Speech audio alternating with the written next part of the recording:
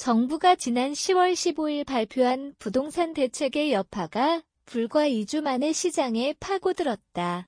서울 전세 시장은 이미 매물 절벽 상태에 진입했고 한국부동산원에 따르면 서울 전세 수급 지수는 106.4로 4년여 만에 최고치를 기록했다.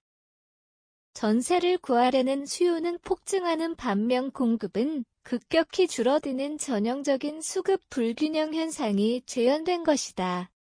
이번 11호 대책은 가계부채 억제와 주택시장 안정을 목표로 주택담보대출 한도 축소, 실거주의 무강화, 다주택자 세제 강화 등을 주요 골자로 시행됐다.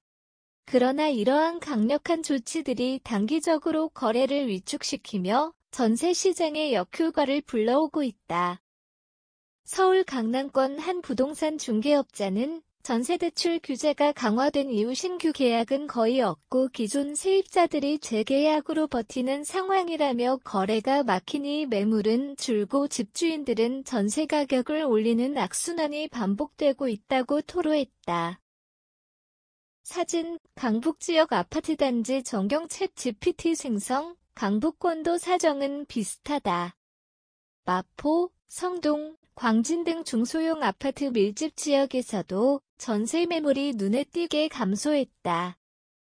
부동산 플랫폼에 등록된 서울 전체 전세 매물은 대책 발표 전보다 약 28% 줄어든 것으로 나타났다. 전문가들은 이러한 현상이 일시적인 시장 반응에 그치지 않을 수 있다고 경고한다. 특히 수원대학교 부동산학 전공 노승철 교수는 이번 전세난은 단순히 대출 규제의 문제가 아니라 공급 부족과 시장 신뢰 하락이 결합된 구조적 문제로 봐야 한다고 지적했다. 노 교수는 이어 정부가 실수요자 보호를 명분으로 규제를 강화했지만 결과적으로 임대 물량을 줄이고 거래를 경직시켰다며 공급 확대 없이 규제만으로 시장을 안정시키려는 접근은 한계가 명확하다고 설명했다. 노 교수는 또 전세 수급 지수가 상승하는 것은 시장의 경고 등이라며 임대차 시장의 안정화를 위해서는 단기 대출 완화 세제 조정과 함께 중장기적으로 공공임대 확대가 병행돼야 한다고 강조했다. 실제 통계도 그의 분석을 뒷받침한다.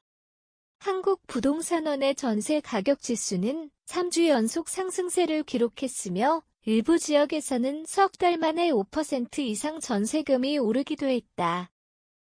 강서, 양천, 송파 등 주요 생활권에서는 전세금 인상 요구가 잇따르면서 세입자들의 부담이 커지고 있다. 시장 관계자들은 이러한 흐름이 내년 상반기까지 이어질 것으로 보고 있다. 내년 신규 입주 물량이 줄어드는 데다 전세대출 상환 압박이 겹치면 전세난은 더욱 심화될 수 있다는 전망이 우세하다. 부동산 전문가들 사이에서는 정책 방향에 대한 비판과 대한 제시가 동시에 나온다. 한건설 산업연구원 관계자는 가격 억제 중심의 정책만으로는 시장의 체질을 바꾸기 어렵다며 민간 임대사업의 활성화, 세제 지원, 금융 접근성 개선 등이 함께 추진되어야 한다고 말했다. 세입자들의 불안 심리는 높아지고 있고 중개업소에는 살만한 전세가 없다는 하소연이 잇따른다. 노승철 교수는 끝으로 부동산 시장의 신뢰 회복 없이는 정책의 실효성도 담보되지 않는다며 거래와 공급이 정상화되지 않으면 정부가 제시한 모든 지표는 일시적인 안정에 불과할 것이라고 덧붙였다. 전문가들은 공통적으로 지금은 시장을 압박하기보다 풀어줄 시점이라며 정책 신뢰 회복과 유연한 금융 지원이 병행될 때 전세 시장이 안정될 수 있다고 입을 모았다. 11호 대책 시행 2주 만에 서울 전세 수급 지수가 4년 만에 최고치를 기록했다. 대출 규제 강화와 실거주의 무부가로 전세 매물이 급감하고 임차인들의 불안감이 확산됐다. 수원대학교 노승철 교수는 이번 전세난을 공급 부족과 시장 신뢰 하락이 맞물린 구조적 문제로 진단하며 공급 확대, 금융 유연성, 공공임대 강화를 해법으로 제시했다.